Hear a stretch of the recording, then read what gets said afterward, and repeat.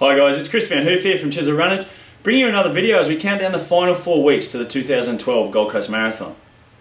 I reckon around this phase of your training, whether you're doing the half marathon or the full marathon, I reckon you're probably around about the phase of doing your longest training runs, and from here you'll start to taper down. You know, I did my longest training run yesterday and it kind of made me aware of something that I should share with you, and probably another change in mindset that I had when I first started running. I used to look at the runners who were ahead of me and think, you know what, they look like they're doing it easy.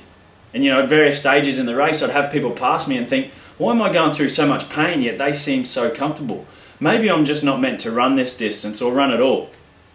But I reckon that everyone needs to be aware, and you need to be 100% solid in this, that everyone out on course, whether you're doing your first 21, your first 42, or whether you've done them before, everyone out on course is going to experience pain at some stage.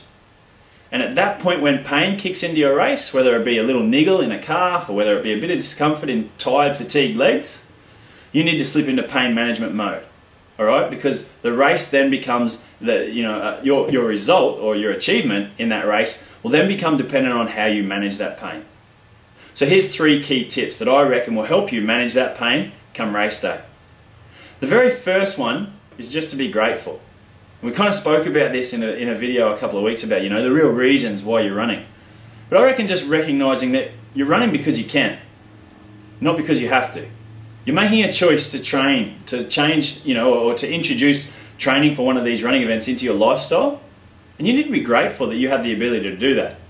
In previous races that I've done, I've made sure that at every drink station, I've just got to think about something else that I'm grateful for in my life. And I reckon that can really help towards the back end of your runs, as you start to hit, the last couple of aid stations when pain management really is a key process of your race.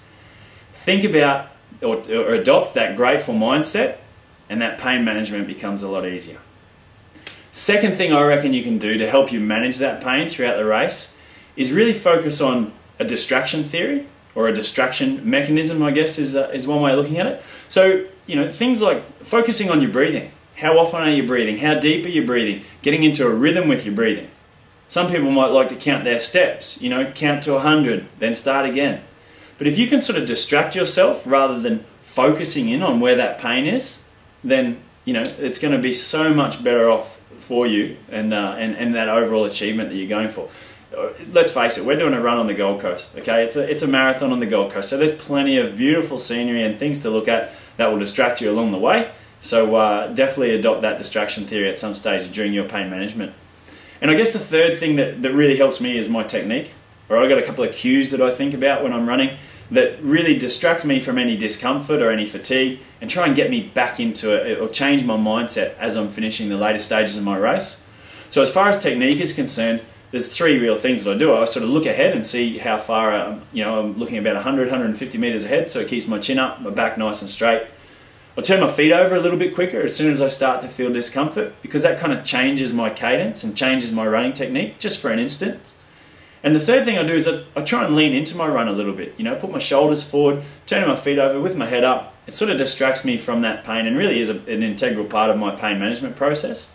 And I know that if I'm going through a real heavy stage where fatigue's really starting to set in and I have a runner run past me, just sticking with them for 50 meters can be a massive help, because it all of a sudden breaks you out of that steady state that you're in. Heart rate goes up, your mental alertness comes about again, and you're not really stuck in that, my calf's sore, my knee's sore, my legs are tired, I just want to stop. So there you have it. 3 key principles that you can adopt come race day to help you manage that pain. And recognise that you're not alone out there. At some stage during race day, everyone's race becomes about pain management. Good luck managing your pain. I hope those 3 little tips might have helped, and I look forward to bringing you a few more tips before the big day in July. All the best. Cheers.